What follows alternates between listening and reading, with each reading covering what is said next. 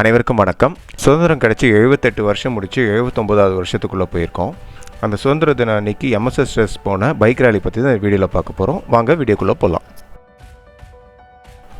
August 15 அன்றைக்கி காலையிலேயே Madipakkam bus டெர்மினஸில் நாங்கள் எல்லாருமே ரெடி ஆகிட்டோம். எல்லாருமே அந்த பைக்கெல்லாம் கொண்டு வந்து அதில் அந்த ஃப்ளாக்ஸ் எல்லாம் கட்டி நாங்கள் ரேலி போகிறதுக்கான எல்லா ஏற்பாடையும் கரெக்டாக பண்ணிட்டோம். அதே மாதிரி சில இடத்துல ஸ்வீட்ஸு சாக்லேட்ஸ்லாம் டிஸ்ட்ரிபியூட் பண்ணோன்னு சொல்லி அதையும் கரெக்டாக நாங்கள் அரேஞ்ச் பண்ணிக்கிட்டோம். எல்லோரும் வந்ததுக்கப்புறமா நாங்கள் எங்கள் பைக் ரேலியை ஆரம்பித்தோம். முதல்ல எங்கள் குழு அன்பர் திரு சீதாராமன் அவர்கள் அவங்க வீட்டுக்கிட்ட முதல்ல ஃப்ளாக் ஹாய்ஸ் பண்ணுறதுக்கு எங்களை கூப்பிட்டுருந்தாரு. ஸோ அதனால் அங்கே தான் நாங்கள் முதல்ல போனோம். மடிப்பாக்கம் பஸ் டெர்மினஸ்க்கு மிக அருகாமையிலே தான் சீதாராமன் அவர்களோட வீடும் அந்த இடமும் இருந்தது.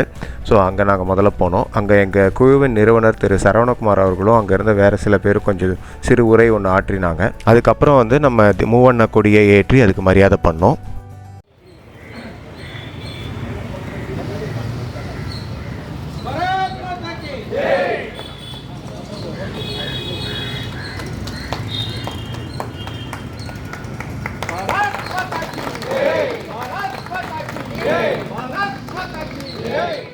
நம்ம மூவண்ணக்குடி ஏற்றும் போது துப்புரவு பணியாளர்களும் எங்கள் கூட இருந்தாங்க. ஸோ அவங்க கூட சேர்ந்து நாங்கள் புகைப்படம் எடுத்துக்கிறது, அதுக்கப்புறம் இனிப்பை பகிர்ந்துக்கிறதுன்னு சொல்லி பண்ணோம். ஸோ அது மகிழ்ச்சியாகவும் ஒரு நல்ல மன நிறைவாகவும் எங்களை எல்லாருக்குமே அது அமைஞ்சுது.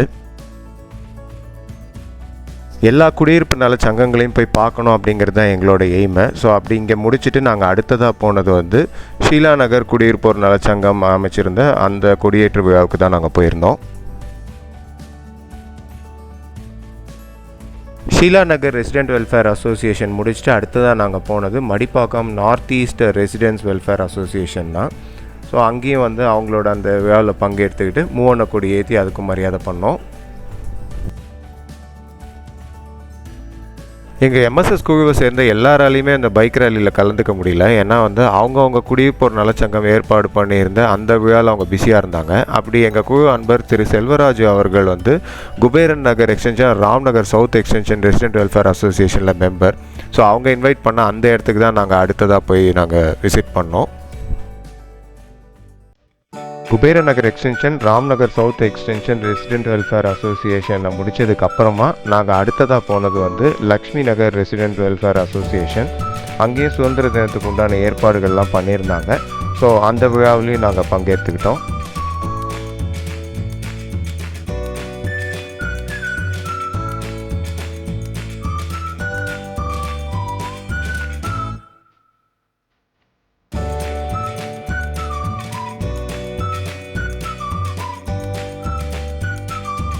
லக்ஷ்மி நகர் ரெசிடென்ட் வெல்ஃபேர் அசோசியேஷனில் கலந்துக்கிறதுக்கு அப்புறமா அடுத்ததாக நாங்கள் போனது Madipakkam south east resident welfare association.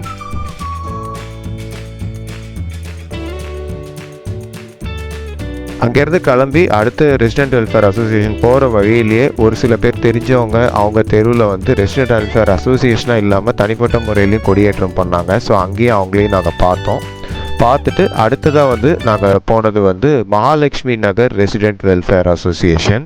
மடிப்பாக்கமில் இயங்கிட்டு இருக்கிற குடியிருப்போர் நலச்சங்கங்களில் ரொம்ப வருஷமாக ஓரளவுக்கு சுறுசுறுப்பாக இயங்கிட்டு இருக்கிற ஒரு சில சங்கங்களில் மகாலட்சுமி நகர் சங்கமும் ஒன்று. ஸோ அங்கே முதல்ல தமிழ்த்தாய் வாழ்த்து பாடி நாங்கள் ஆரம்பித்தோம்.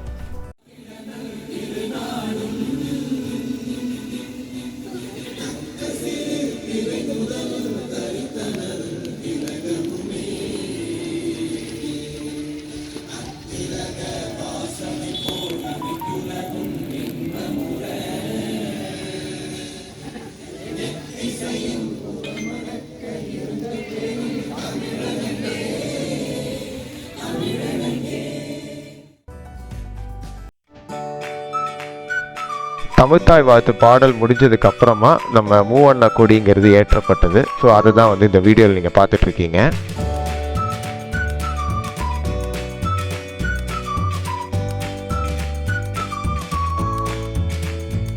அங்கேருந்து கிளம்பி அடுத்ததாக நாங்கள் போனது Mahalakshmi Nagar extension resident welfare association. So நாங்கள் போனதில் இந்த இடத்துல தான் நிறைய பெண்கள் இருக்கிறத நாங்கள் பார்த்தோம் ஆம்பளைங்களை விட. ஸோ அது ரொம்ப சந்தோஷமாக இருந்தது. அடுத்ததாக நாங்கள் போனது ஜெயசக்தி நகர் ரெசிடென்ட் வெல்ஃபேர் அசோசியேஷன். எங்கள் குழு உறுப்பினர் திரு எஸ்பி கணேஷ் அவர்கள் இங்கே தான் இருக்கார். ஸோ அவருமே இங்கே செக்ரட்டரியாக இருக்கார். இது வந்து சமீபத்தில் புதுசாக ஆரம்பிக்கப்பட்ட ஒரு குடியிருப்பு நலச்சங்கம். ஸோ இங்கேயும் வந்து இந்த சுதந்திர தினத்துக்காக நல்ல ஏற்பாடுகள்லாம் பண்ணியிருந்தாங்க. இங்கேருந்து கிளம்பி திலகர் அவென்யூ ரெசிடென்ட் வெல்ஃபேர் அசோசியேஷனை பார்த்துட்டு கடைசியாக நாங்கள் போனது பாலாஜி நகர் எக்ஸ்டென்ஷன் ரெசிடென்ட் வெல்ஃபேர் அசோசியேஷன். இது உள்ளகரம் புழுதிவாக்கம் இதை சேர்ந்த ஒரு ரெசிடென்ட் வெல்ஃபேர் அசோசியேஷன். இது எங்கள் குழு உறுப்பினர் திரு மோகன் சார் இதில் ஒரு முக்கிய பங்கு வகிக்கிறாரு. அவங்க வந்து இந்த சுதந்திர தினத்துக்கு அன்றைக்கி அவங்க ஃப்ரீ மெடிக்கல் கேம்பும் போட்டிருந்தாங்க. அதாவது ஜென்ரல் செக்கப், டென்டல் செக்கப், அதுக்கப்புறம் வந்து கண் பரிசோதனை, ஆஃப்தால்மாலஜி, இது எல்லாமே வந்து அவங்க இங்கே ஏற்பாடு பண்ணியிருந்தாங்க. அப்போலோ அவங்களோட வந்து கை கோர்த்து அவங்க இந்த விஷயம் பண்ணியிருந்தாங்க. நிறைய பேர் வந்து இந்த ஃப்ரீ கேம்பை வந்து யூட்டிலைஸ் பண்ணிக்கிட்டாங்க. அங்கேயே வந்து மருந்துகள் எல்லாமே ப்ரொவைட் பண்ணப்பட்டது. டாக்டர்ஸ் எல்லாமே வந்து நல்லா செக் பண்ணாங்க. இப்போ கூட நீங்கள் பார்த்தீங்கன்னா இங்கே நிறைய பேருக்கு கண் டெஸ்ட் எடுக்கிறத வந்து நீங்கள் பார்க்கலாம். வெளி உறுப்புகளுக்கு மட்டும் இல்லாமல் மன ரீதியான, உளவியல் ரீதியான கவுன்சிலிங்க்குமே இங்கே ஒரு ஸ்டால் போட்டு அதுக்கான சைக்காலஜிஸ்ட்டும் அங்கே இருந்தாங்க. காது கேளாதோருக்குமே வந்து இன்னொரு ஸ்டாலும் போட்டிருந்தாங்க. ஓவரால் இந்த மெடிக்கல் கேம்ப் ரொம்ப நல்லாவே அரேஞ்ச் பண்ணியிருந்தாங்க. இந்த ரெசிடென்ட் வெல்ஃபேர் அசோசியேஷனில் நம்ம எம்எஸ்எஸ் ட்ரஸ்ட்டுக்காக காலை சிறப்பு சிற்றுண்டியும் வந்து எங்களுக்காக அவங்க தயார் செஞ்சுருந்தாங்க. ஸோ இங்கேயோட எங்களோட பைக் ரேலி அப்படிங்கிறது நிறைவு பெற்றது. இந்த சுதந்திர தின பைக் ரேலிங்கிறது வந்து குடியிருப்போர் மட்டும் இல்லை, பொதுவாக இயற்கை மேலே ஆர்வம் உள்ள அத்தனை பேருக்கும் ஒரு பாண்டிங்காகவும் இது அமைஞ்சுது அப்படின்னு சொன்னால் அது மிக இல்லை. ஸோ எங்களோட சேர்ந்து நீங்களும் இந்த வீடியோ ரசிச்சிருப்பீங்கன்னு நம்புகிறோம். மேலும் ஒரு இன்ட்ரெஸ்டிங்கான காணொலியுடன் உங்களை கூடிய விரைவில் வந்து சந்திக்கிறோம். அதுவரை உங்களிடமிருந்து விடைபெறுவது உங்கள் எம்எஸ்எஸ் ட்ரஸ்ட் நண்பர்கள் குழு. நன்றி, வணக்கம்.